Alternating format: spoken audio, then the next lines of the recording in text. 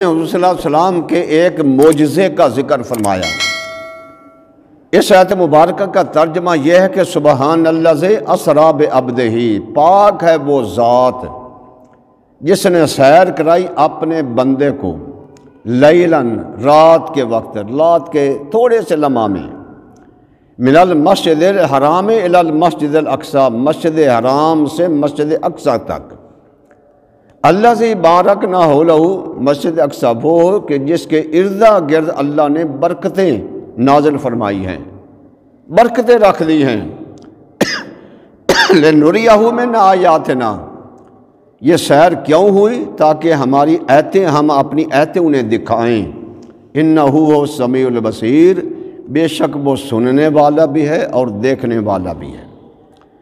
اب حضور صلی اللہ علیہ وسلم کے معراج کا یہاں ذکر فرمایا، اور ہم اہل سنت والجماعت کیا کہتے ہیں کہ حضور کا یہ معراج پر جانا یہ ایک معجزہ ہے، اور نبی سے معجزہ صادر ہوتا ہے، اور ولی سے جو صاحب شریعت ہو، شریعت کے مطابق چلنے والا ہو، اس سے کرامت صادر ہوتی ہے۔ اور معجزہ اور کرامت وہ چیزیں ہیں جو انسان کی عقل سے ماوراء ہیں، یعنی انسان کی سمجھ میں وہ نہیں آ سکتی، انسان کی عقل میں وہ نہیں آ سکتی، بلکہ اس سے بھی بالا تر ہیں، اسے معجزہ اور اسے کرامت کہتے ہیں۔ تو یہاں میں یہ بھی بات واضح کرتا جاؤں کہ ایک ارہاس ہوتا ہے، اور ایک معجزہ ہوتا ہے، اور ایک کرامت ہوتی ہے، اور ایک استدراج ہوتا ہے۔ ارہاس اسے کہتے ہیں جو اللہ کے نبی سے صادر ہو، لیکن اعلان نبوت سے پہلے صادر ہو۔ جیسے ہمارے نبی کریم صلی اللہ علیہ وسلم آپ پنگورے میں ہوتے تھے تو چاند آپ کی انگلیوں پر چلتا تھا، اشاروں پر چلتا تھا۔ اسی طرح سیدنا پیارے عیسیٰ علیہ السلام نے بچپن ہی میں کلام فرمایا کہ میں اللہ کا نبی ہوں، یعنی اعلان نبوت سے پہلے اگر ایسی کوئی چیز اللہ کے نبی سے صادر ہو جو انسان کی عقلوں سے ماوراء ہو، عقل میں نہ آ سکے، اسے ارہاس کہتے ہیں۔ اور جب اللہ کے نبی کے اعلان نبوت کر دے، اس کے بعد اگر کوئی چیز صادر ہو جو ہماری عقلوں سے ماوراء ہو تو اسے معجزہ کہتے ہیں۔ جیسے ہمارے نبی کریم صلی اللہ علیہ وسلم نے انگلی کا اشارہ کیا، چاند کو 2 ٹکڑے کر دیا۔ جیسے حضور نے انگلی کا اشارہ کیا، ڈوبا ہوا سورج واپس آ گیا۔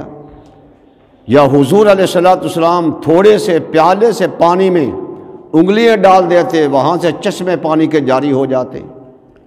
تھوڑی سی ہانڈے میں لعاب دہن ڈالا، اور یا آٹے میں لعاب دہن ڈالا، ہزاروں صحابہ کرام کھا گئے، لیکن وہ نہ آٹا ختم ہوا نہ وہ ہانڈی ختم ہوئی۔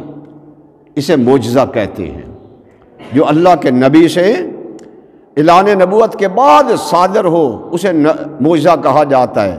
تو یہ معراج مصطفیٰ جو ہے یہ بھی اللہ کے نبی کا معجزہ ہے، یہ ہماری عقلوں میں، ہماری سمجھوں میں، ہمارے ذہنوں میں یہ آ نہیں سکتا، اس لیے اسے معجزہ کہتے ہیں۔ اور کرامت اللہ کے ولی سے جو شریعت کے مطابق چلنے والا ہو، اور اس سے اگر کوئی ایسی چیز ظاہر ہو جائے اسے کرامت کہتے ہیں۔ اور استدراج وہ ہوتا ہے کہ جو غیر کوئی مسلم بھی ایسا کوئی شعبدہ دکھا دے، شعبدہ، اسے شعبدہ کہتے ہیں، اس کے اندر سچائی نہیں ہوتی بلکہ وہ جھوٹ ہوتا ہے، شعبدہ بازی ہوتی ہے۔ جیسے قرب قیامت دجال آئے گا، دجال بڑے بڑے شعبدے دکھائے گا، کبھی آسمان سے کہے گا بارش نازل کر دے، کبھی زمین سے کہے گا نباتات ہوگا، اسی طرح جو بڑے بڑے شعبدے دکھائے گا، اس کے اندر جھوٹ ہوتا ہے، سچائی نہیں ہوتی، وہ شعبدہ بازی ہوگی۔ بعض ایسے لوگ بھی شعبدہ بازی دکھاتے ہیں، لیکن کرامت اسی اللہ کے ولی کے ہاتھ پر صادر ہوگی جو شریعت کے مطابق چلنے والا ہوگا، اور معجزہ اللہ کے نبی کے ہاتھ سے۔ تو یہ حضور صلی اللہ علیہ وسلم کا یہ معجزہ ہے، یعنی کہ تھوڑے سے لمحہ میں حضور علیہ السلام کا مکہ سے بیت المقدس جانا، وہاں سے پہلا آسمان، دوسرا، تیسرا، چوتھا، پانچواں، چھٹا، ساتواں، سدرۃ المنتہا، اس سے بھی آگے یہاں تک کہ عرش اولیٰ سے بھی آگے اللہ کی بارگاہ میں پہنچے۔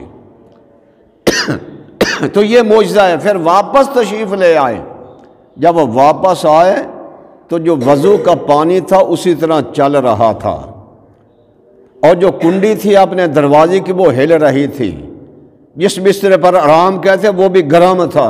یہی معجزہ ہے جو عقلوں میں نہ آ سکے، اسے معجزہ کہتے ہیں۔ تو یہ حضور صلی اللہ علیہ وسلم کا معجزہ۔